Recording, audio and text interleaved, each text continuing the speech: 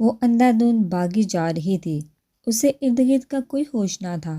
بھاری بھرکم لہنگا دونوں ہاتھوں سے سنبھالے بس وہ دور تک نکل جانا چاہتی تھی، ایک بار بھی پلٹ کر نہ دیکھا۔ بھاری شال بار بار کندھوں سے ڈھلکتی نیچے آتی لیکن وہ رکی نہیں، بس دماغ میں ایک ہی بات گردش کر رہی تھی، ان درندوں سے بچ کر نکل جاؤں۔ بی جان کی روندی آواز کانوں میں باز گشت کرتی تو اس کے بھاگنے کی رفتار اور بڑھ جاتی۔ شام کے سائے اب گہرے ہوتے جا رہے تھے۔ جس جگہ وہ پہنچی وہاں رش نہ ہونے کے برابر تھا۔ یہ جہلم کا روپوش علاقہ تھا لیکن صحیح میں یہ کون سی جگہ تھی وہ سمجھ نہ پائی کہ تبھی ایک بائک قریب آ کر رکی۔ اے خوبصورت گرل، کیا میں آپ کی کوئی مدد کر سکتا ہوں؟ اس کا انداز، اس کا دیکھنا، اس کے الفاظ نے ماہر کو سلگا کر رکھ دیا۔ ہاں، اپنی شکل یہاں سے دفن کر دو، بہت مہربانی ہوگی۔ وہ ماہر تھی، ڈرنے یا گھبرانے والی نہیں، سامنے والے کو چاروخانے چت کروانے والی۔ اتنا کہہ کر ماہر سوچے سمجھے بنا آگے سڑک کے ایک طرف چلنے لگی۔ ارے ارے، اتنا غصہ! اف، اتنی خوبصورت پر اتنا غصہ سوٹ نہیں کرتا۔ وہ کوئی بہت ڈھیٹ اور لوفر قسم کا تھا۔ ماہر کا راستہ روکا کھڑا ہو گیا۔ تم میں شرم نام کی کوئی چیز ہے یا نہیں؟ دفع ہو یہاں سے، ماہر نے گھڑا کر کہا۔ بس بس، زیادہ ایکٹنگ کرنے کی ضرورت نہیں، اتنی پارسا ہوتی تو شادی سے نہ بھاگتی۔ اس شخص نے اسے دیکھتے ہوئے چوٹ کی۔ ماہر کی نظر اپنے حلیے پر گئی، پھر لب بھینچ کر اسے دیکھا اور اسے ایک تھپڑ سیدھ کر دیا۔ بکواس بند کرو اور نکلو یہاں سے، انگلی کے اشارے سے دمکایا۔ وہ تو اس لڑکی کی دلیدہ دلیری پر حیران رہ گیا، پھر آنکھوں میں ڈھیر سارا غصہ آیا۔ ماہر سائڈ سے ہو کر نکلنے لگی کہ اس نے ماہر کو بازو سے پکڑ کر اپنی طرف موڑا۔ تمہاری اتنی جرأت کہ تم مجھ پر ہاتھ اٹھاؤ، اب بتاتا ہوں میں تمہیں۔ وہ ایک ایک لفظ چبا کر بولا۔ ماہر کو کچھ سمجھ نہ آیا کہ کیا کرے، پھر ایک لمحہ بھی ضائع کیے بغیر اس کے بازو پر زور سے دانتوں سے کاٹا۔ اس شخص کی گرفت ڈھیلی پڑ گئی تو ماہر ہاتھ چھڑا کر بھاگی۔ وہ درد سے کڑا کر رہ گیا۔ جنگلی بلی، اتنا بول کر وہ بائک پر جا کر بیٹھا اور بائک اسی کے پیچھے لگا دی۔ ماہر اندھا دھند بھاگ رہی تھی، کبھی کوئی گلی مڑتی، کبھی کوئی، کبھی سڑک پر، تو 2 منٹ بعد پھر کسی گلی میں گھس جاتی۔ وہ اس شخص کو چکما دے رہی تھی پر وہ اس کے پیچھے پیچھے ہی تھا۔ تبھی وہ ایک بڑے کار پارکنگ ایریا میں پہنچ گئی اور گاڑیوں سے نکل کر آگے بڑھتی جا رہی تھی۔ پیچھے دیکھا تو وہ بائک پہ آتا نظر آیا۔ ماہر سر پکڑ کر رہ گئی، آسمان سے گرا کھجور میں اٹکا۔ ابھی ایک مصیبت سے جان چھڑا کر بھاگی تھی کہ دوسری گلی گلے پڑ گئی۔ بی جان، کہاں پھنسا دیا مجھے؟ ایڈونچر پسند ہے مجھے، لیکن اتنا بھی نہیں۔ خود سے بڑبڑاتی وہ آگے بڑھتی گئی۔ وہ بہت نڈر تھی، ہاتھوں سے کھیلنا بچپن سے اس کی عادت تھی۔ یونیورسٹی تک وہ بہت بہادر ہو گئی تھی اور زندگی کو جینے والوں میں سے تھی۔ ماہر علی شاہ ایک گاڑی پر ہاتھ رکھا تو اس کی ڈگی کھل گئی۔ ماہر حیران رہ گئی، خدا ایسے بھی مدد بھیجتا ہے۔ وہ جھٹ سے ڈگی میں لیٹ گئی اور ڈگی بند کر دی۔ اب وہ مطمئن انداز میں کان باہر کی آواز پر رکھے ہوئے تھی۔ ڈگی کا ہلکا سا ایک سائڈ سے منہ کھلا ہوا تھا تاکہ خطرہ ٹلے تو وہ باہر نکل سکے۔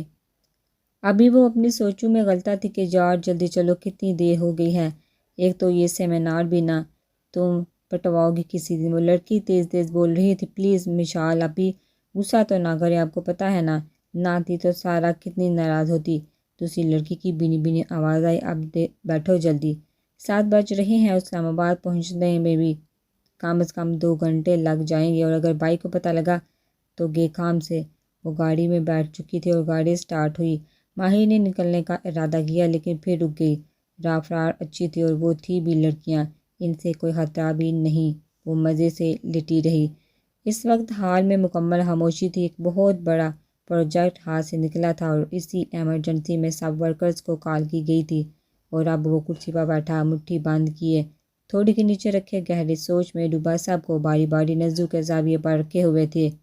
کسی کی جرأت نہ تھی کہ اس شخص کے بولنے سے پہلے کوئی دلیل یا صفائی دیتا۔ مسٹر رفیق باری آواز سپاٹ اور حد درجہ خشک لہجہ۔ مسٹر رفیق نے دہل کر دیکھا۔ آپ انگلی سے اشارہ کیا۔ مسٹر ایاز اب ان سے قدرے فاصلے پر بیٹھے ایک اور شخص کی طرف اشارہ کیا۔ اس نے بھی گھبرا کر سر اٹھایا اور مس مائرہ علی آپ، وہ بھی ٹھٹکی۔ آپ تینوں کو کمپنی ایک ماہ کے لیے گھر ریسٹ کے لیے بھیج رہی ہے، لہٰذا آپ تینوں جا سکتے ہیں۔ ایک لمحے میں فیصلہ کرنے والا وہ واپس نہیں پلٹا تھا۔ بس کا ہی سرد لہجہ صرف کمپنی میں نہیں بلکہ پورے بزنس سرکل میں مشہور تھا، حد درجہ ضدی اور غصیلا۔ سر پلیز سر، ایک بار بعد مسٹر ایاز اور مس ماہرہ تو اٹھ گئے تھے، لیکن مسٹر رفیق نے تھوڑی ہمت کر کے اپنے حق میں دلیل دینی چاہی جو انہیں بہت مہنگی پڑی۔ مسٹر رفیق اب 6 ماہ کے لیے ریسٹ پر جا رہے ہیں۔ You can go now. وہی سپاٹ لہجہ، صرف اپنا فیصلہ سنانے والا، سامنے والے کی نہ سننے والا اور نہ ہی صفائی کا موقع دینے والا۔ وہ ایسا ہی تھا۔ میٹنگ برخاست ہو چکی تھی۔ ویسٹ کوٹ کے بٹن بند کرتے ہوئے وہ ہال کے دروازے کی طرف بڑھا۔ ایک شان بے نیازی تھی اس کی چال میں۔ باس کے اٹھتے ہی سب اپنی جگہ سے اٹھ کھڑے ہوئے۔ گیٹ بوائے نے آگے بڑھ کر دروازہ کھولا اور وہ باہر نکلتا چلا گیا۔ خاندانی رئیس زادہ، اور وہ بھی خانزادہ، ایک بہت بڑی بزنس امپائر کا اکلوتا مالک، جس چیز کو ہاتھ لگاتا سونا بنا دیتا۔ قسمت عروج پر تھی، ہر ایک کا منظور نظر۔ کوئی لڑکی ایسی نہ تھی جو اس کی پر اسرار شخصیت سے مسحور نہ ہوئی ہو، لیکن آج تک اس نے کبھی کسی لڑکی کو اپنے قریب نہ بٹکنے دیا۔ ساری دنیا کو ایک ہی قطار میں رکھنے والا۔ ماں کا لاڈلا تو باپ کا فرمانبردار۔ پرویز خان ایک واحد ایسی ہستی جن کی بات کو وہ ٹالنا نہیں تھا۔ جو وہ کہہ دیتے ابھی خان کے لیے وہ پتھر پہ لکیر ہو جاتا۔ پرویز خان کا فخر، وہ ابھی خان پرویز خان اے پی کے تھا۔ زندگی بھی کتنی عجیب ہے، آج صبح تک کیا تھی اب کیسی ہے، پل پل بدلتی اٹکلیاں کرتی زندگی۔ ماہر خود پہ ہنسی تھی۔ ابھی وہ سوچوں میں گم تھی کہ گاڑی جھٹکے سے رکی تو وہ حقیقت میں واپس لوٹ آئی۔ اسے سمجھ نہ آئی گاڑی رکی کیوں ہے، اف اسے کیا ہوا۔ مشال گھبرائی، ندا کا بھی یہی حال تھا۔ بیچ راہ میں سنسان جگہ پہ گاڑی کا خراب ہو جانا ان دونوں کو فکر مند کر گیا۔ مشال آپی اب کیا کرے؟ ندا کی گھبرائی ہوئی آواز سنائی دی۔ میں دیکھتی ہوں۔ مشال ہمت کرتی گاڑی کا دروازہ کھولتی باہر نکلنے والی تھی۔ پلیز مشال آپی باہر مت جائیے، کہیں کوئی مسئلہ نہ ہو جائے۔ ندا نے روکا۔ پریشان تو مشال بھی تھی، لیکن یوں ہی اندر بیٹھے سے مسئلہ حل تو نہیں ہو سکتا تھا۔ کچھ کرنا ہی ہوگا، مشال کہتے ہوئے گاڑی سے باہر نکلی۔ تھوک نکلتے ادھر ادھر نظر دوڑائی۔ پوری سڑک سنسان تھی۔ مشال نے جرجری لی اور آگے بڑھ کے گاڑی کا بونٹ اٹھاتے وہ چیک کرنے لگی کہ ایک تیز روشنی آنکھوں سے ٹکرائی۔ جھٹ آنکھوں پہ ہاتھ رکھتے اس تیز روشنی سے بچنا چاہا۔ وہ کوئی بائک والا تھا جو اسی طرف آ رہا تھا۔ قریب پہنچا تو مشال نے دیکھا وہ ایک نہیں دو تھے۔ انہوں نے بائک روک لی۔ مشال کا سارا خون ہی کسی نے جیسے نچوڑ لیا ہو۔ اندر بیٹھی ندا کا بھی یہی حال تھا۔ لگتا ہے صحیح ٹائم پر پہنچے ہیں، وہ بھی صحیح جگہ پہ۔ دونوں نے ہاتھ پہ ہاتھ مارا، آنکھ مین کی اور بائک سے اتری۔ دیکھو آگے نہ بڑھنا، مشال انگلی سے وارن کرتی خود پیچھے ہٹی، جبکہ ندا بے حس و حرکت وہیں بیٹھی سب دیکھتی رہی۔ خاموش آنسو کے ساتھ ان میں سے ایک کی نظر ندا پہ جا ٹھہری تو وہ اس کی جانب بڑھا تھا۔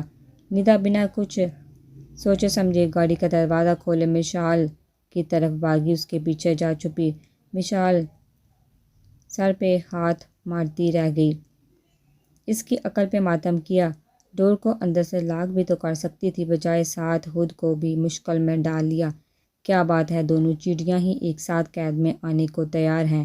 مشال کو سمجھ نہ آیا کہ کیسے خود کو اور اپنی بہن کو بچائے۔ وہ آگے بڑھتے آ رہے تھے کہ کہیں سے بہت بڑا پتھر ان میں سے ایک کے سر پر آ کر لگا۔ وہ درد سے کراکا رہ گیا۔ سب نے حیران ہو کر ادھر ادھر دیکھا۔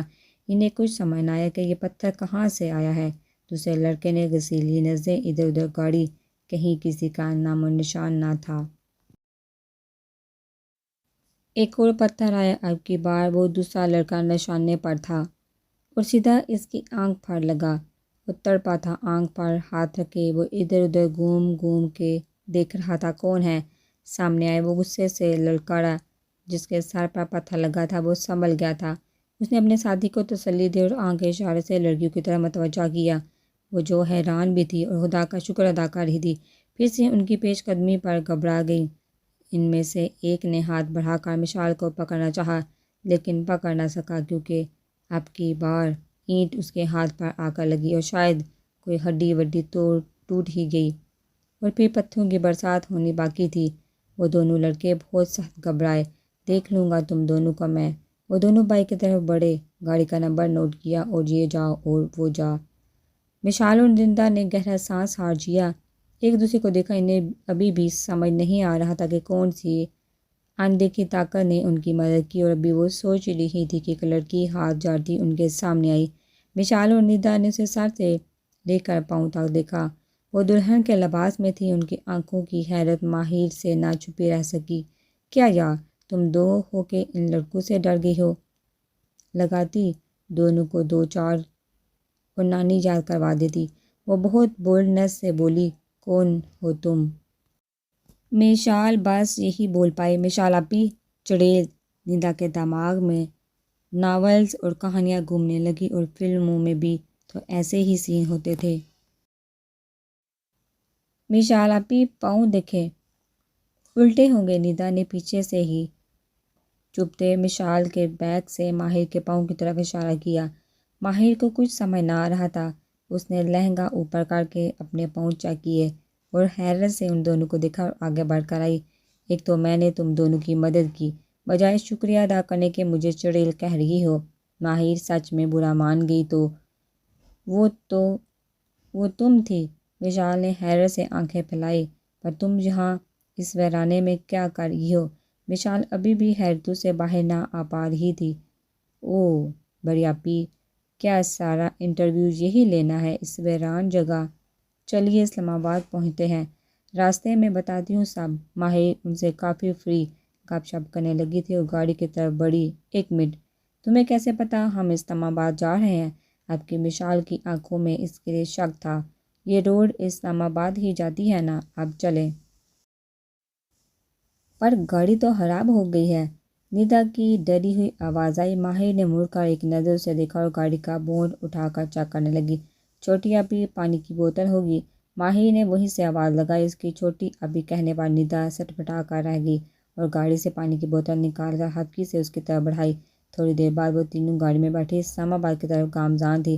تم اب بتاؤ کون ہو؟ مشال نے دھیرے سے بات شروع کی۔ میرا نام ماہر علی شاہ ہے اور آپ کی گاڑی کی ڈگی میں تھی، ماہر نے بڑے اطمینان سے بتایا۔ ندا نے اسے مڑ کر حیرت سے دیکھا، پھر مشال کو، جیسے آنکھوں میں کہہ رہی تھی کہ ہمیں کیسے پتہ نہ لگا، لیکن مشال نے چپ رہنے کا اشارہ کیا۔ ہماری گاڑی میں آپ پکنک منانے آئی تھی، اب ڈرائیونگ کرتے؟ مشال نے طنز کیا۔ نہیں تو جان بچا کر چھپی تھی۔ وہ بیٹھی تو پیچھے تھی، لیکن اس کے بیٹھنے کے انداز سے لگ رہا تھا وہ بھی ان کے ساتھ ہی بیٹھی ہے۔ ٹھیک ہے ٹھیک ہے، اب یہ بتاؤ کہاں جانا ہے؟ اب اتنی دیر ہو گئی ہے، گھر بھی پہنچنا ہے۔ مشال نے اسے ٹالا، وہ اسلام آباد کی حدود میں داخل ہو چکی تھی۔ اب مشال کا اعتماد بحال ہو گیا تھا، اپنا شہر تھا، اپنے راستے تھے اور منزلیں قریب تھی۔ بڑی آپی، فی الحال تو منزل کا پتہ نہیں، ابھی سوچا بھی نہیں کہاں جانا ہے۔ آپ ایک کام کریں، ایک رات کے لیے نہ مجھے اپنے گھر پناہ دے دیں، صبح ہوتے ہی میں کچھ نہ کچھ کر لوں گی۔ ماہر ساری پلاننگ ان کو بتا رہی تھی۔ ارے لڑکی، ہم تمہیں کیسے گھر لے کر جا سکتے ہیں؟ گھر والے سو سوال کریں گے، اوپر سے یہ دلہن والے کپڑے کیوں گھر سے نکلوانا ہے؟ مشال نے گھبرا کر کہا۔ تم کیوں بھاگی اپنی شادی سے؟ ندا نے اسے آڑے ہاتھوں لینا چاہا۔ دلہن کے لباس سے یہی لگ رہا تھا کہ وہی دلہن تھی۔ چھوٹی آپی، میری شادی زبردستی ہو رہی تھی اور حقیقت آپ جانتی ہیں، اس لیے میرے لیے کوئی رائے مت اخذ کرے۔ ماہر کو ندا کا انداز ناگزیر گزرا۔ اس کے جواب پر ندا لب کرتی خاموش ہوگی۔ ایک تو میرے روپ میں خدا نے آپ دونوں کی مدد کی، اوپر سے مجھے ہی۔ آپ ایک کام کرے، گاڑی یہیں روک دے، آپ دونوں سکون سے گھر جائیں، میں اپنا بندوبست خود کر لوں گی، ماہر نے پرعزم لہجے میں کہا۔ وہ کہاں کسی کی کوئی کڑوی بات سننے کی عادی تھی، ہر بات کو ناک سے مکھی کی طرح اڑاتی تھی۔ تم تو برا مان گئی، چلو ہمارا گھر قریب ہے، کچھ کرتے ہیں۔ مشال کو اس چھوٹی سی لڑکی پر ترس آ گیا، چھوٹی تو تھی لیکن پوری توپ تھی، جس طرح اس نے ان کی اور مشال فراموش نہیں کر سکتی تھی۔ گیٹ سے گاڑی اندر گاڑی پارکنگ میں کھڑی کی، بس دعا کرو بھائی نہ پہنچے ہوں۔ مشال نے ندا سے کہا، اچھا سنو، جب تک ہم واپس آتے ہیں تم گاڑی سے نہ اترنا، اندر جا کر دیکھ کر پھر تمہیں لینے آؤں گی، مشال نے اسے سمجھایا۔ ندا سر پھیر کر رہ گئی، ڈونٹ وری، میں یہیں ویٹ کر لوں گی، لیکن آپ آنا۔ ماہی نے پیچھے کی سیٹ پر آرام سے ٹکتے ہوئے مشال آپی اس کو بتا دیں کہ اگر یہ گاڑی سے اتری کسی نے دیکھ لیا تو وہ ہونہار کتا اس پر چھوڑ دے گا۔ ندا آپی تم مجھے ڈرا رہی ہو؟ ماہر نے ہلکی سے چھوٹی آپی کے کہنے پر ایک بار ندا پھر لب بھینچ کی۔ وہ گاڑی سے اتر گئی۔ مشال نے بامشکل مسکراہٹ ضبط کی اور کہہ کے گئی کہ گاڑی سے نہ اترنا۔ ماہر ٹیک لگا کر لیٹ گئی۔ گاڑی میں بیٹھتے ہی وہ لان کا جائزہ لینے میں سمجھ نہیں آیا، لیکن اتنا اندازہ لگا سکی کہ لان بہت بڑا۔ کافی دیر بعد انتظار کرنے کے بعد دونوں میں سے کوئی نہ آئی تو اپنی عادت سے مجبور ہو کر آپ کار کے چپکے سے باہر آئی۔ ایک طرف اوب گنے درخت اور ساتھ ہی سبزہ زار، بس اندازے ہی لگا سکی، دوسری طرف بجلی کے کمکمے لگے تھے اور اندر جانے کا راستہ تھا۔ وہ گارڈ سے نظر بچاتی ایک طرف سے ہو کر اندر کی جانب بڑھی۔ گھر باہر سے جتنا خوبصورت تھا اندر سے محل ہی تھا، خوبصورتی کی اپنی مثال۔ آپ واؤ بیوٹیفل، بس آتا اس کے منہ سے نکلا۔ کسی کے قدموں کی چاپ سنائی دی تو وہ ہڑبڑا گئی اور بے دہانی میں آگے بڑھی۔ ایک دو سائیڈ مڑی تو سامنے ایک بند دروازہ نظر آیا۔ جھٹ سے ہینڈل گھمایا، دروازہ کھل گیا۔ وہ جھٹ سے اندر آئی اور گہرا سانس ہانک لیا۔ اندر تو کوئی نہیں تھا، لیکن اتنا بڑا کمرہ دیکھ کر ماہر کی آنکھیں پھیل گئی۔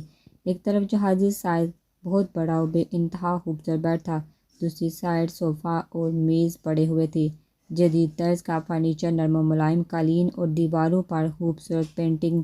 ماہر تو جیسے کھو سی گئی۔ ماہر ایک بڑی سی حویلی میں رہتی تھی، بچپن سے اس نے خود کو حویلی کی چار دیواری میں پایا۔ حویلی جہلم کی مشہور حویلی تھی، شاہ حویلی، لیکن اس طرح کی خوبصورتی وہاں نہیں تھی۔ اس روم کی سائڈ پر دو دروازے اور بھی تھے، ایک دروازے کے ساتھ وارڈروب تھا شاید۔ ماہر نے آگے ہو کر ونڈو سے باہر دیکھا، یہ روم اوپری منزل پر تھا۔ اتنا اندازہ ہو گیا تھا، پلٹی لیکن ساتھ ہی بھٹکی ونڈو کے دوسرے سائڈ کی دیوار سے۔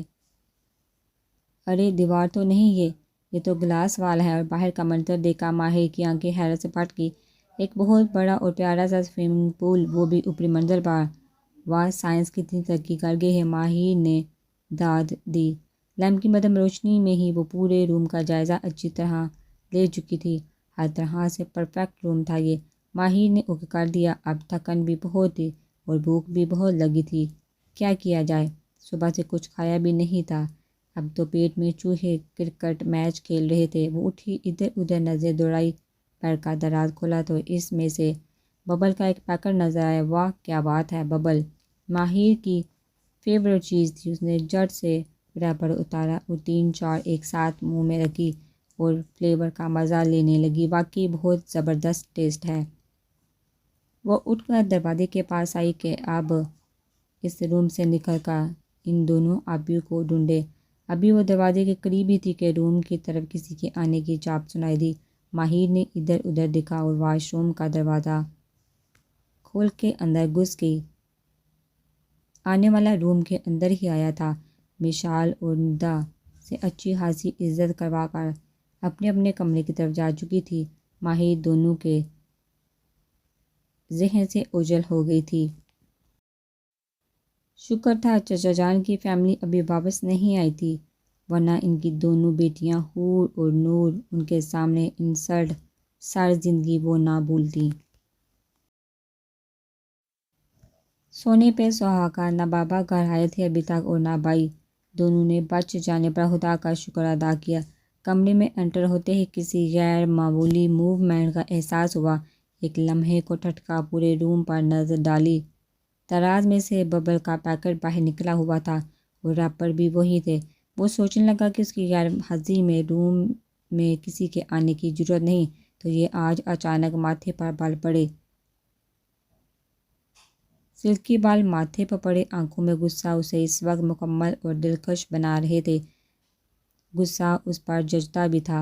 سر جھٹک کر وہ دراز کی جانب بڑھا۔ ٹاول لے کر وہ باتھ روم کا دروازہ کھولا، بنا سامنے دیکھے دروازہ لاک کیا۔ یکدم دماغ نے گھنٹی بجائی۔ جھٹ سے پلٹا اور سامنے ایک لڑکی کھڑی شیشے کے آگے ببل منہ میں ڈالے بار بار پھلا کر غبارہ بنا رہی تھی۔ جیسے ہی غبارہ پھٹتا اس کی آنکھیں چمک جاتی۔ وہ اتنی مگن تھی کہ اسے احساس نہ ہوا کہ کوئی پیچھے کھڑا اسے گھور رہا ہے۔ کون ہو تم؟ باری مردانہ آواز پہ ماہر کا غبارہ پھولا ہی رہ گیا۔ دھیرے سے پلٹی، سامنے ایک شخص کو دیکھا۔ اس کی آنکھیں حیرت سے پھیل گئی۔ اب کیا کرے سوچتے ہوئے ماہر نے اس کی آنکھوں میں غصہ اور ناگواریت دیکھ لی تھی۔ پہلے غبارہ پھٹا، ساتھ ہی ببل منہ سے گر گیا۔ ماہر پہلی بار زندگی میں سخت کنفیوز ہوئی۔ اسے سمجھ نہ آیا کہ اس سچویشن سے کیسے نکلے۔ میں نے پوچھا کون ہو تم؟ اب کی بار گھرا کر پوچھا گیا۔ ابھیان کے لیے مزید ضبط کرنا اب برداشت سے باہر ہو گیا تھا۔ ٹاول سائر پر رکھ کر وہ دھیرے دھیرے آگے بڑھا۔ ماہر نے دائیں بائیں دیکھا، اپنے بچاؤ کے لیے کچھ تلاشا، لیکن کچھ نظر نہ آیا۔ وہ قریب آ گیا۔ ماہر نے نظریں ادھر ادھر گھمائی۔ میں بار بار اپنا سوال دہرانے کا عادی نہیں ہوں۔ بہتر ہوگا سب کچھ سچ سچ بتا دو۔ اتنا سرد لہجہ اور غضیلی آنکھیں ماہر تو سن ہوگی۔ ٹھیک ہے، مت بولو، پولیس خود اگلوا لے گی، کہتے ساتھ ہی پلٹا۔ ماہر ہوش میں واپس آئی۔ وہ جھٹکے سے اس کے آگے کھڑے ہو کر راستہ آپ مجھے چور سمجھ رہے ہیں جو پولیس کے حوالے کرنے کا بول رہے ہیں؟ میں نے آپ کا کچھ نہیں چرایا، آپ چیک کر لیں۔ ماہر کا اعتماد واپس لوٹ آیا تھا۔ ابھیان اس چھوٹی سی توپ کو دیکھ کر حیران رہ گیا۔ پلٹ کر ببل کی طرف دیکھا جو ماہر کے منہ سے چھوٹ کر نیچے گرا تھا۔ ماہر نے اس کی نظروں کے تعاقب میں دیکھا، جھٹ سے آگے بڑھی، ببل کو اٹھا کر ڈسٹ بن میں ڈالا۔ یہ تو ایسے ہی سامنے پڑی تھی تو تھوڑی سی چکھ لی۔ ماہر سے بات نہ بن پائی۔ اس وقت میرے روم میں آپ کیا کر رہی ہیں؟ ابھیان ابھی بھی سنجیدہ تھا۔ اسے سر سے پاؤں تک دیکھ کر وہ اندازہ لگا چکا تھا کہ وہ بھاگی ہوئی کوئی دلہن ہے۔ یہ آپ کا روم ہے؟ سیریسلی مجھے نہیں تھا پتہ۔ میں تو بڑی آپی اور چھوٹی آپی کو ڈھونڈنے آئی تھی۔ وہ مجھے نیچے گاڑی میں چھوڑ کر خود اندر آ گئی۔ اب پتہ نہیں کدھر ہے۔ ماہر نے معصومیت کی انتہا کر دی۔ کون آپی؟ ابھیان ٹھٹکا۔ وہ نام کیا تھا؟ ان دونوں کا دماغ پر زور دیا۔ ہاں، مشال آپی اور ندا آپی، یہی نام تھا، ماہر نے خوشی سے بتایا۔ ابھیان نے سختی سے آنکھیں میچی۔ باہر آؤ۔ ایک دم ابھیان کو جگہ کا احساس ہوا اور فوراً باہر نکلا۔ وہ بھی جھٹ سے اس کے پیچھے بھاگی، کچھ کہنے کے لیے ہو پلٹ کے جو تیزی سے اس کے پیچھے نکل گئی، اس کے چوڑے سینے سے ٹکرا گئی۔ وہ ایسا ٹکرائی لگا کسی سخت سے ٹکرائی ہو، ٹکرا کر پیچھے کی طرف گرنے لگی کہ جھٹ سے ابھیان نے بازو سے پکڑ کر گرنے سے بچایا۔ ماہر کا سر چکرا گیا۔ ابھیان نے فوراً بازو چھوڑا اور پلٹ گیا۔ وہ سر سہلاتی ہوئی باہر نکلی۔ ابھیان غصے سے ادھر ادھر ٹہلنے لگا۔ وہ ننھی سی جان کہاں پھنس گئی؟ ماہر یہی سوچنے لگی۔ دیکھیے، اب مجھے غلط نہ سمجھے، میں صرف ایک رات کی مہمان ہوں، جہاں صبح ہوتے ہی یہاں سے چلی جاؤں گی۔ ماہر نے اسے تسلی دی، اس سے زیادہ شاید خود کو دی۔ ابھیان نے غصے کی ایک نظر اس پہ ڈالی۔ اس وقت ابھیان کو رہ کر مشال اور ندا پر غصہ آ رہا تھا کہ وہ اتنی بڑی غلطی کیسے کر سکتی ہیں؟ کسی بھی انجان لڑکی کو گھر اٹھا کے لے آئیں، وہ بھی دلہن کے روپ میں۔ آپ چاہیں بڑی آپی اور چھوٹی آپی سے پوچھ سکتے ہیں، میں بہت شریف اور معصوم ہوں۔ اب کی بار آنکھوں میں معصومیت لائی۔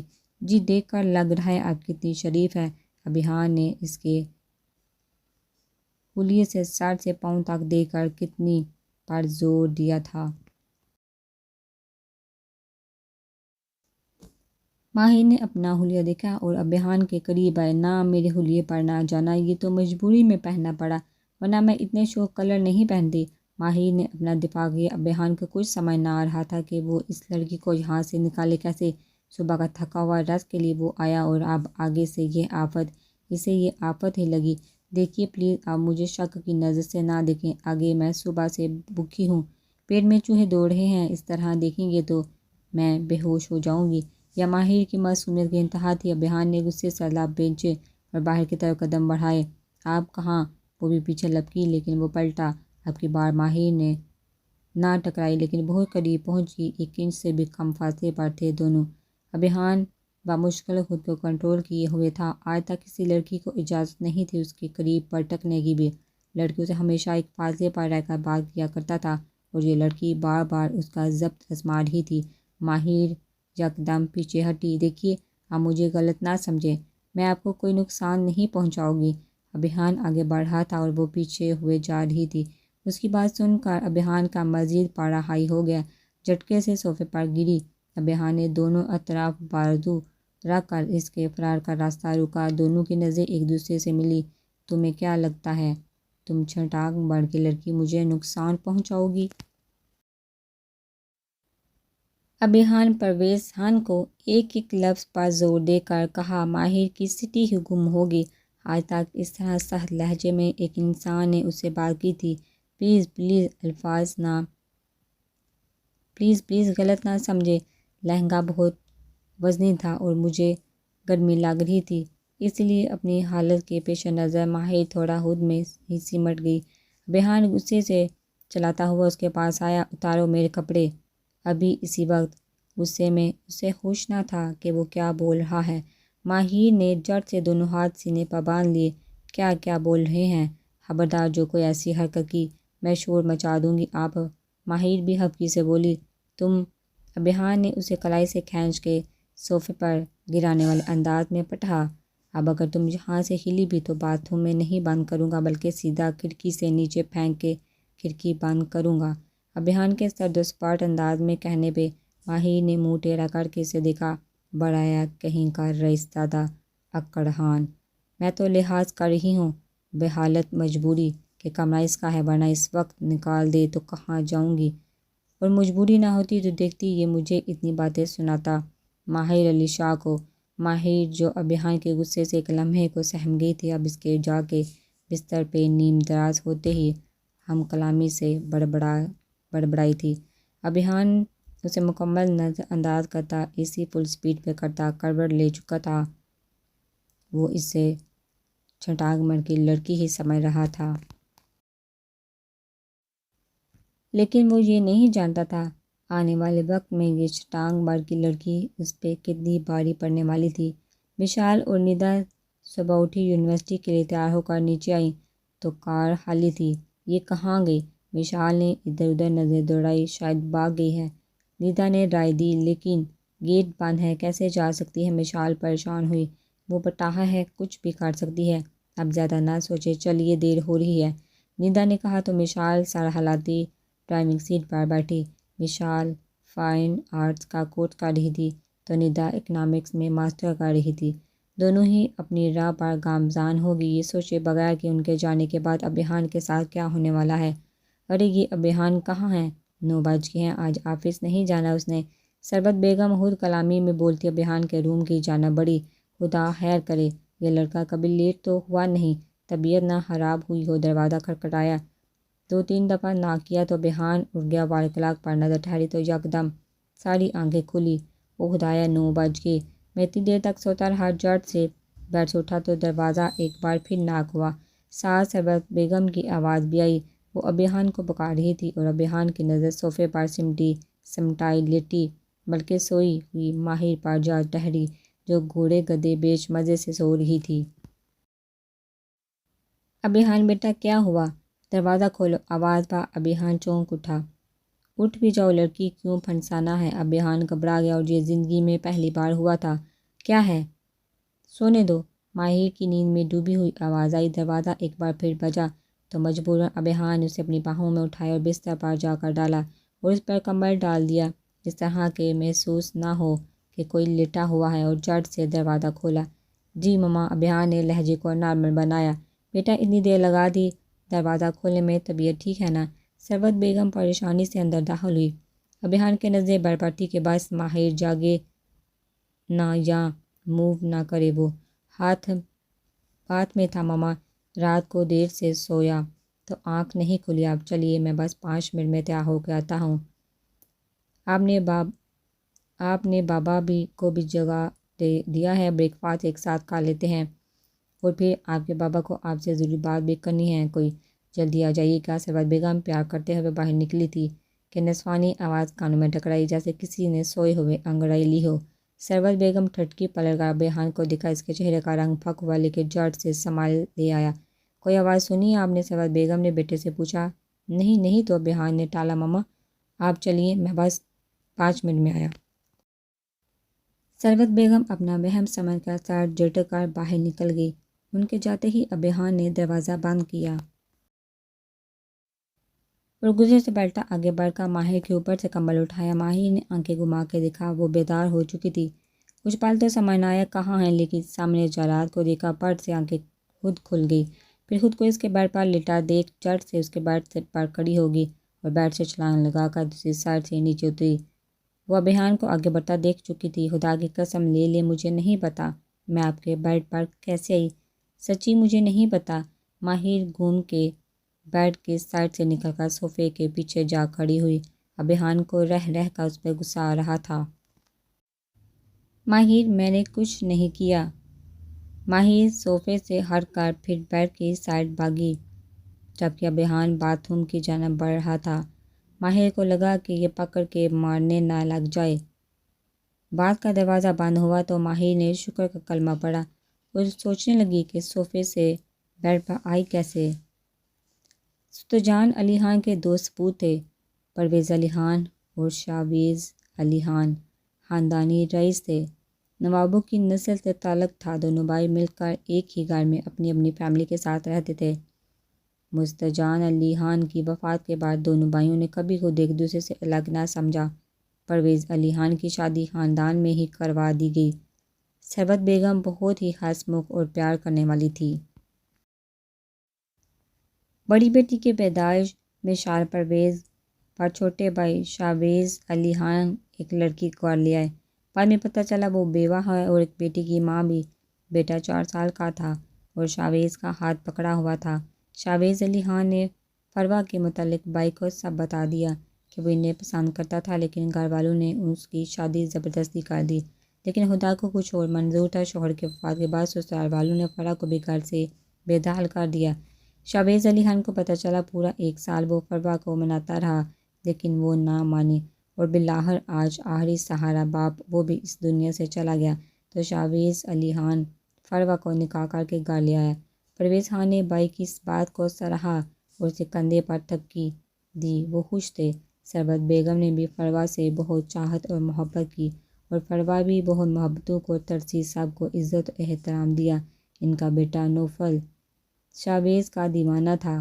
وہ بہت چاہتا تھا شاہبیز کو اور شاہبیز بھی نوفل کو باپ کی طرح پیار کرتا تھا۔ مشال سے 2 سال چھوٹا ابھیان تھا۔ ابھیان کے آنے کے بعد گھر بھر کا وہ لاڈلا بن گیا۔ اتنی چاہت اور محبت گھر کے وارث کو ہی ملتی تھی، نوفل کو تو نہیں۔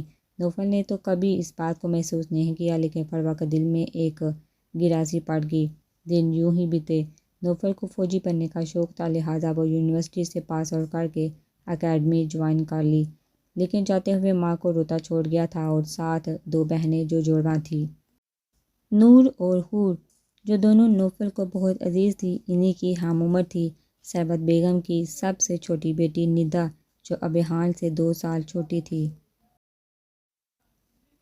یہ ایک مکمل فیملی تھی، خوشحال اور محبتوں سے بھرپور۔ لاسٹ ٹائم جب نوفل گھر آیا تو اس کی شادی کی بات چل نکلی۔ نوفل پہلے تو نہ مانا، لیکن ماں کے آگے ہار ماننی پڑی۔ شاہبیز کا دل تھا کہ وشال سے نوفل کا نکاح کر دیا جائے۔ اس بات کے لیے انہوں نے بھائی سے بات کی۔ پرویز علی خان اور ثروت بیگم نے باہوشی قبول کر لیا۔ نوفل بہت سلجھا ہوا شریف لڑکا تھا اور مشال کے لیے انہیں نوفل سے بڑھ کر کون ہوتا، اور سب کی باہمی رضامندی سے مشال اور نوفل کا نکاح ہو گیا۔ دونوں کے لیے یہ نکاح سرپرائز ہی تھا۔ دونوں نے کبھی ایسا نہیں سوچا تھا، لیکن بند ہی کہ دونوں ایک ہی بندھن میں۔ فروا بہت خوش تھی۔ بالآخر نوفل بھی اس گھر کا اب حقیقت ایک حصہ بن گیا تھا اور ساتھ ساتھ حور کے لیے بھی راہ کھول دی۔ فروہ چاہتی تھی کہ حور ابھیان کو بہت پسند کرتی ہے اور اب لگے ہاتھوں موقع برابر دے کر انہوں نے حور و ابھیان کے رشتے کی بات بھی کرنی تھی، لیکن اسی دوران شاویز کا ناران کاغان ایریا جانے کا پروگرام بن گیا تو وہ اپنی فیملی کے ساتھ ایک ہفتے کے لیے وہاں چلے گئے اور ابھی تک واپس نہیں لوٹے تھے۔ اسی دوران ماہر کا قصہ چل نکلا۔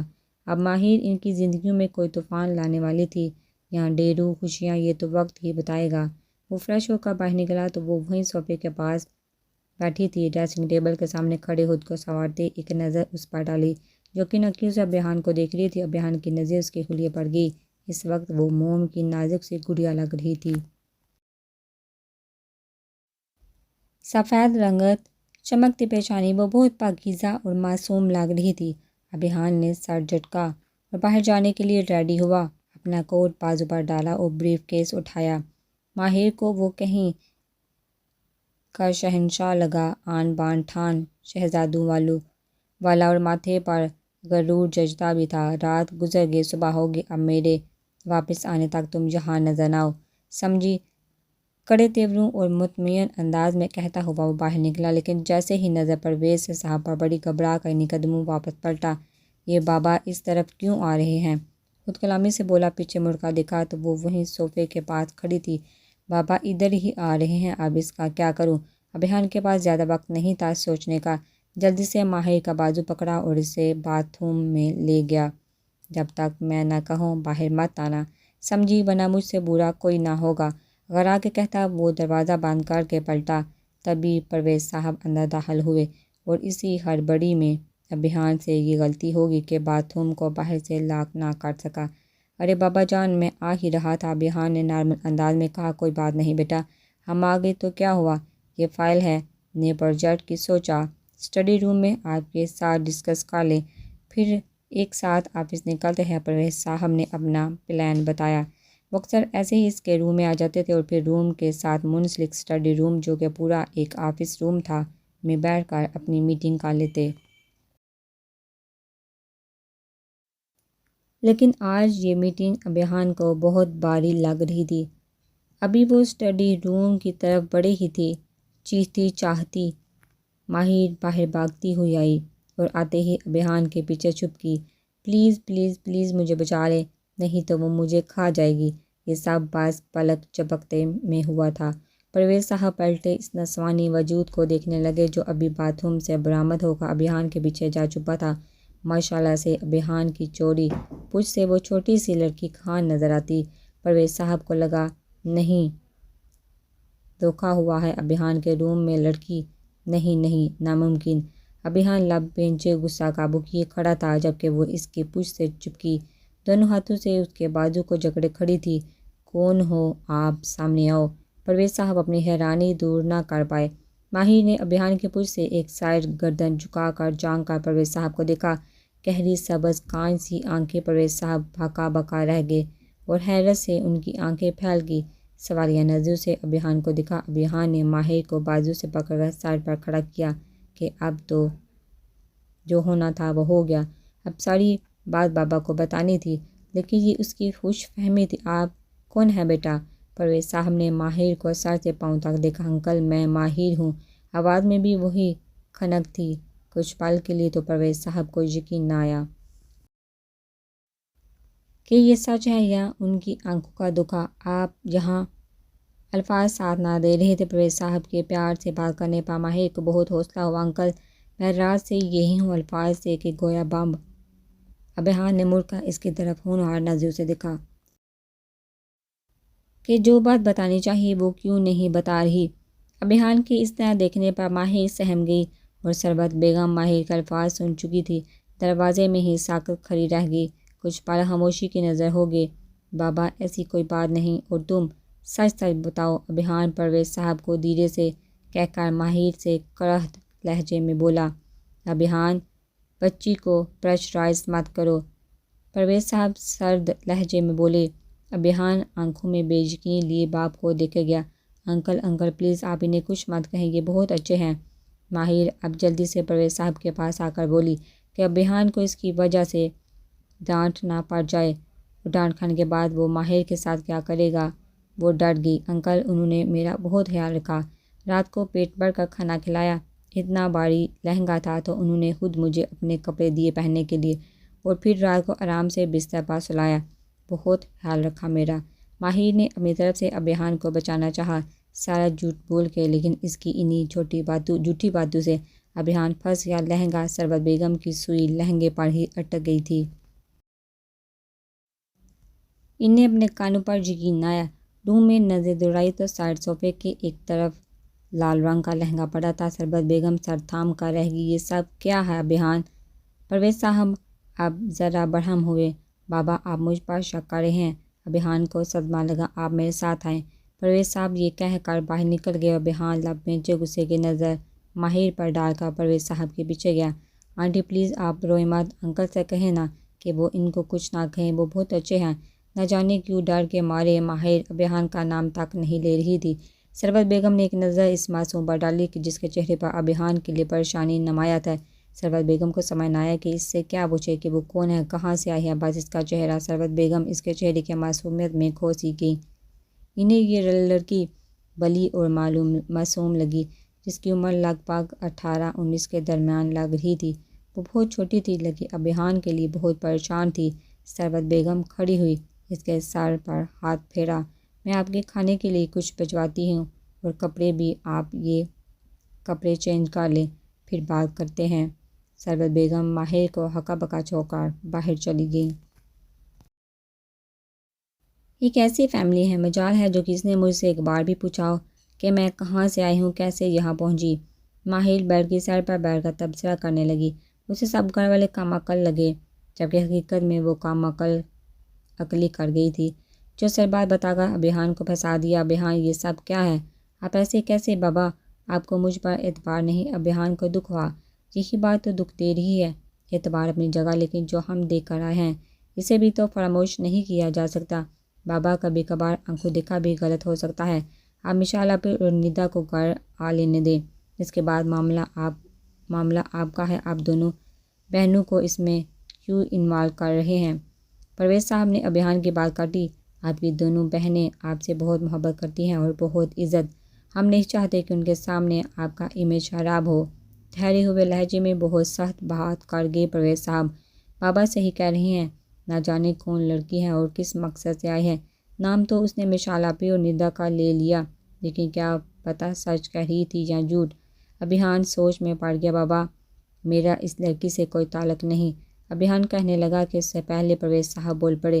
ابھیان کچھ بھی کہنے سے پہلے آپ یہ ضرور سوچ لیجیے گا کہ آپ کی بھی بہنیں ہیں۔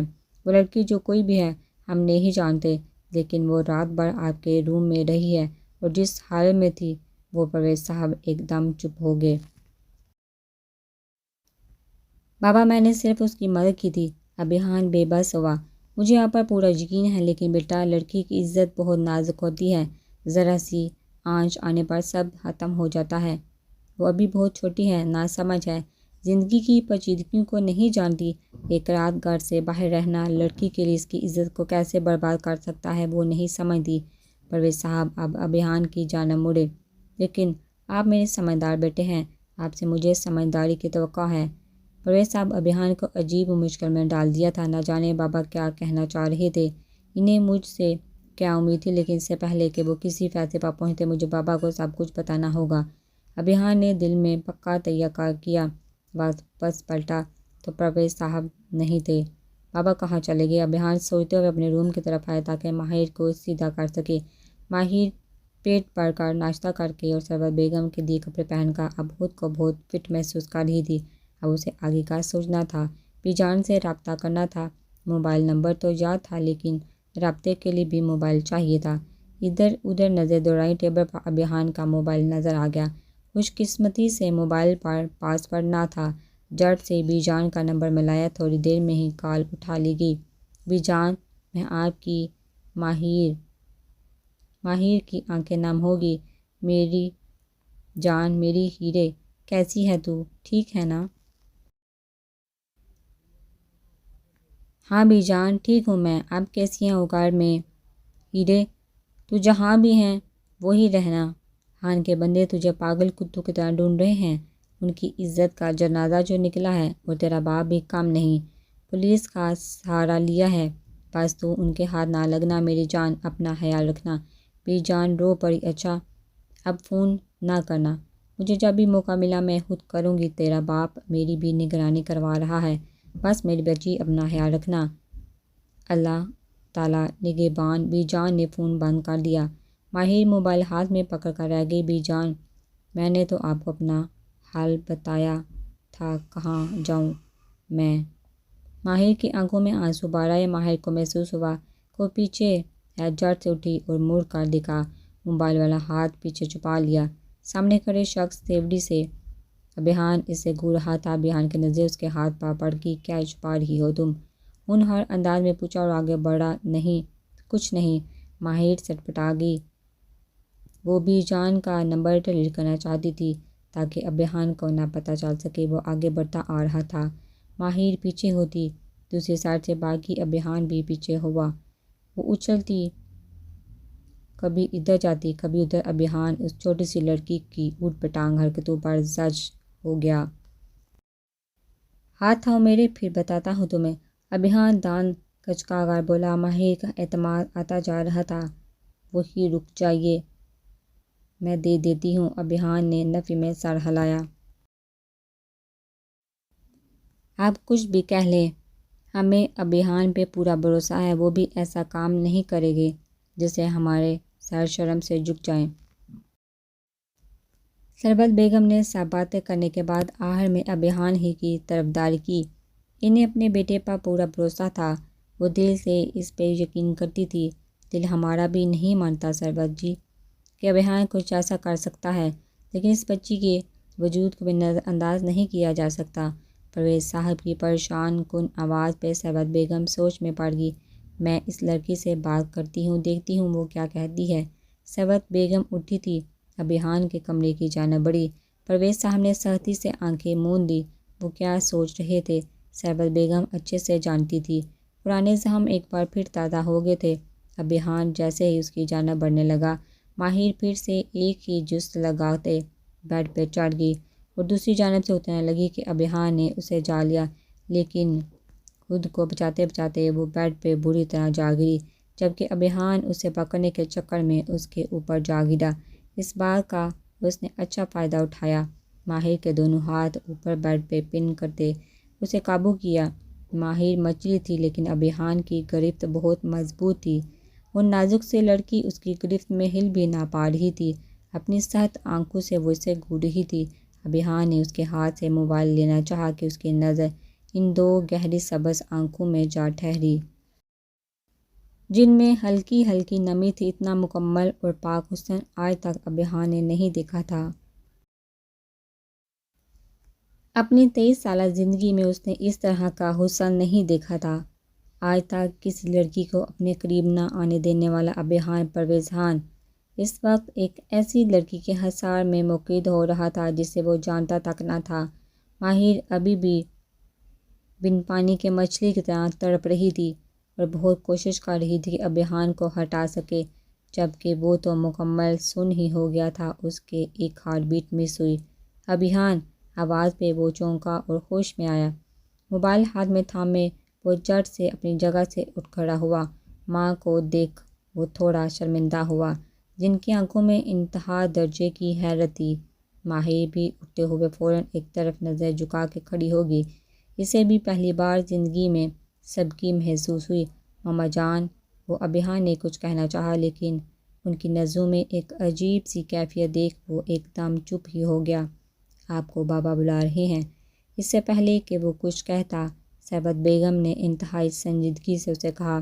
ابھیان نے ماتھا مسلا اور ایک کٹیلی نظر پلٹ کے ماہر پر ڈالتا وہ باہر نکل گیا۔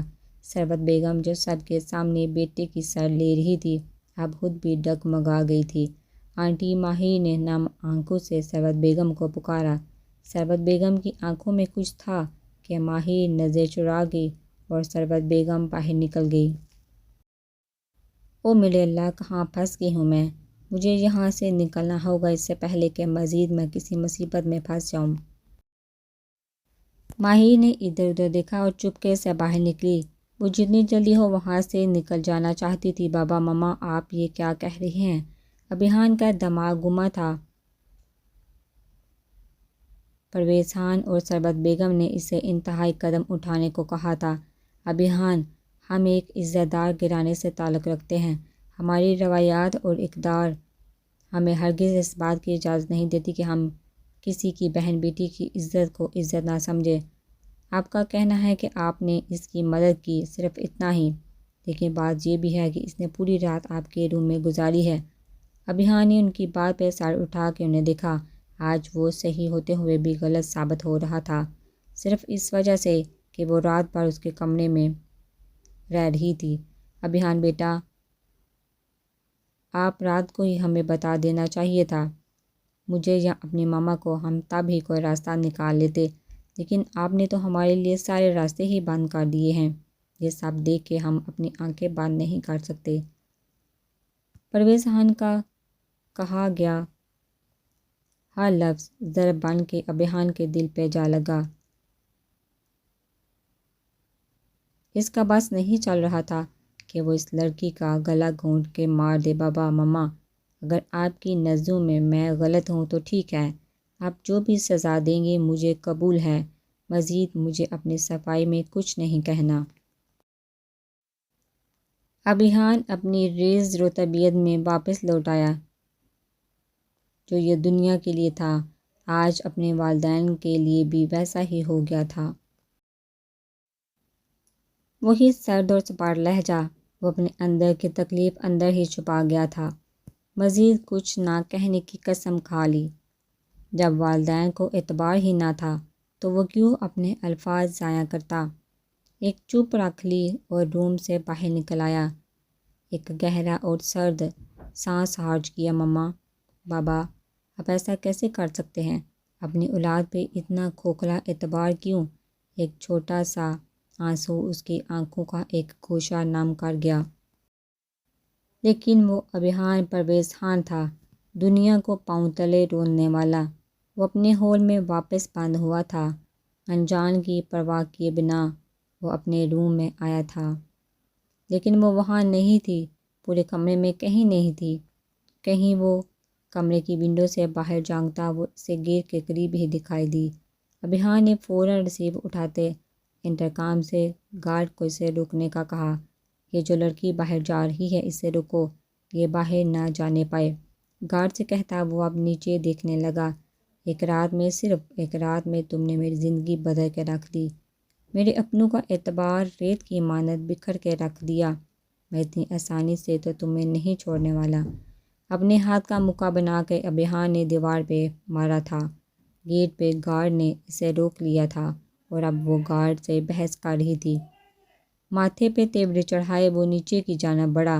بہت ڈھونڈ لیا شاہ صاحب، ہر جگہ ناکہ بندی بھی کروائی، لیکن آپ کی بیٹی ماہر کا کہیں بھی پتہ نہیں چلا۔ انسپکٹر شیردل اس وقت مردان خانے میں اس وقت موجود تھا اور شاہ صاحب آگ بگولا ہوئے تھے۔ دیکھو انسپکٹر، زمین کھودو یا آسمان پہ جاؤ، مجھے میری بیٹی ڈھونڈ کے دو۔ اگر وہ ملکوں کے ہاتھ لگ گئی تو جانتے ہو نا وہ اس کے ساتھ کیا کریں گے۔ آفتاب شاہ اس وقت بے بس باپ کی صورت میں نظر آ رہے تھے۔ آپ فکر نہ کریں شاہ صاحب، ہم زمین آسمان ایک کر دیں گے، لیکن آپ کی بیٹی کو ڈھونڈ کے صحیح سلامت آپ تک پہنچائیں گے۔ بس دعا کریں وہ جہلم کی حدود سے باہر نہ نکلی ہو۔ انسپکٹر شیردل تو اپنے کہہ کے جا چکا تھا، لیکن آفتاب علی خان کا غصہ ساتویں آسمان پر تھا۔ بس ایک بار مل جائے وہ بدذات، اپنے ہاتھوں سے زندہ زمین میں گاڑ دوں گا۔ اسے نہیں بخشوں گا۔ ابھیان نے مٹھی باندھ کر کے دیوار پر دے ماری۔ گیٹ کیپر نے اسے روک لیا تھا، اب وہ اس سے بحث کر رہی تھی۔ ابھیان نیچے جانے کے لیے آگے بڑھا۔ رضا، آپ میجر نوفل سے بات کر لیں، اس کیس کے سلسلے میں وہ آپ کو گائیڈ کریں گے۔ سر راہیل کی بات سن کا فائل لیتا وہ اوکے سر کہتا۔ میجر نوفل سے روم کی طرف بڑھا۔ میں ایک کامنٹ سر؟ کیپٹن رضا اجازت لے کر نوفل کے روم میں انٹر ہوا۔ جی میں آپ سے بعد میں بات کرتا ہوں۔ نوفل جو فون پر تھا اب فون بند کر کے رضا کی طرف متوجہ ہوا۔ سر یہ میجر راہیل نے کیس کی فائل دی ہے اور آپ سے ڈسکس کرنے کو کہا ہے۔ میجر نوفل نے فائل کے اوپر نام پڑھا تو دماغ کی رگیں تن کی، دل نواز خان آنکھوں میں خون کی شرارے دکھنے لگے۔ بیتے کل کی یادیں دماغ میں گردش کرنے لگی۔ سختی سے آنکھیں بند کر کے واقعی اب وہ بالکل ریلیکس تھا۔ کیپٹن رضا، یہ کیس بہت کمپلیکیٹڈ ہے اور جان کا بھی بہت بڑا رسک ہے۔ ہتھو کے کھلاڑی تو ہم ہیں، لیکن اس کیس میں واقعی جان کا بہت خطرہ ہے، کیونکہ یہ عام کیسوں سے ہٹ کر ہے۔ اس میں وڈیرے لوگ شامل ہیں جو نام کے تو بہت شریف النفس ہیں، لیکن کام کے شریف نہیں۔ بہت گھنونے کام ہیں ان کے، گینگسٹر ہیں۔ اب تک جو کیس سامنے سالو کیے، الحمدللہ اللہ نے ہر موڑ پر کامیابی دی، لیکن یہ ان کیسز میں سے سب سے زیادہ خطرناک کیس ہیں۔ جن میں بڑے بڑے نام شامل ہیں، جن پہ ہاتھ ڈالنا آسان نہیں اور ان کو پکڑ کے سزا دینا اتنا ہی مشکل ہے۔ اور تھوڑا توقف کیا، اپنی جگہ سے اٹھا۔ اس کیس میں بہت بڑے بڑے نام جڑے ہیں جن پر ہاتھ ڈالنا جوئے شیر لانے کے مترادف ہوگا، جن کا یہ بڑا خطرہ ہے۔ تھوڑا گردن ترچھا کر کے اسے دیکھا۔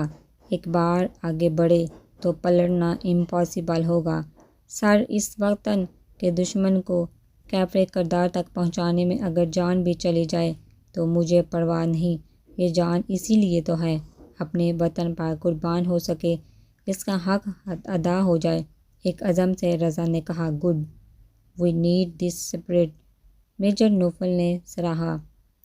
لیں، یہ فائل فل کریں، اور یونیورسٹی میں اب آپ ایک سیکرٹ مشن پہ ہیں۔ ہم جیسے سیکرٹ انٹیلیجنس کے لیے باقی ڈیٹیل رات کو فلیٹ میں ڈسکس کر لیں گے۔ میجر نوفل نے مسکراتے ہوئے کہا۔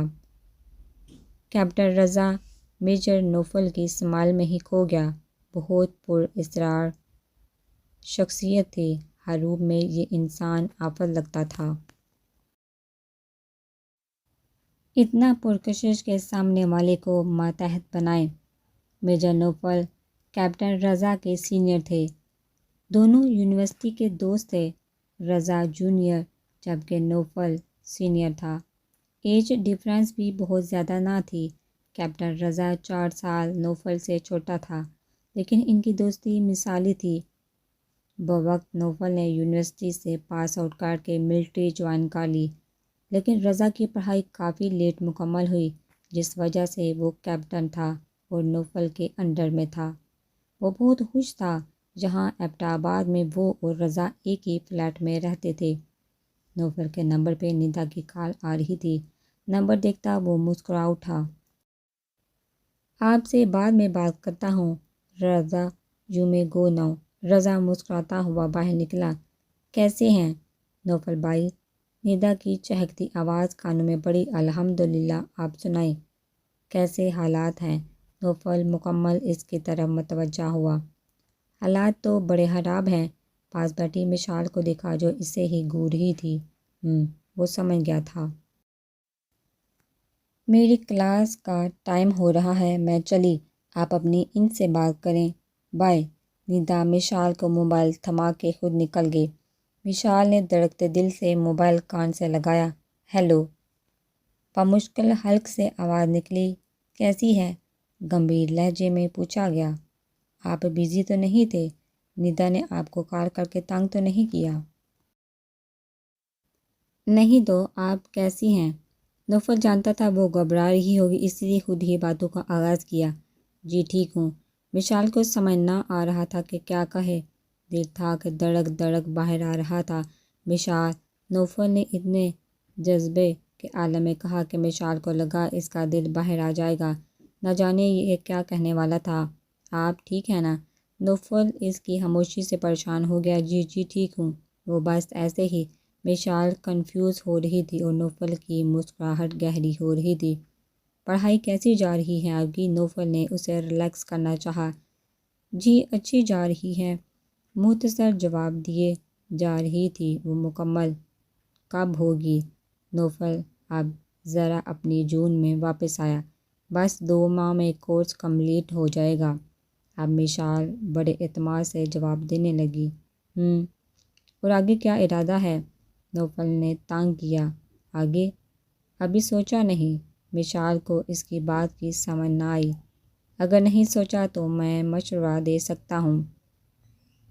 مسکراہٹ ابھی بھی گہری تھی۔ جی جی بولیے۔ مشال ہمتاً گوش ہوئی۔ رخصتی کی تیاری کر لیں کہنے کے ساتھ ہی ایک دم چپ ہو گیا۔ جی؟ مشال حیرت سے بولی۔ کان کی لو تک گرم ہو گئی۔ دل عجیب لہ میں دھڑکنے لگا۔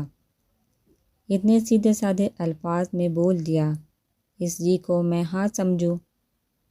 مسز مشال نوفل شاہ۔ اب وہ مکمل اس پہ حاوی ہوتا، اس پہ لفظوں کا سحر پھونک رہا تھا۔ اس کی سانسیں اتل پتل ہونے لگی تھی۔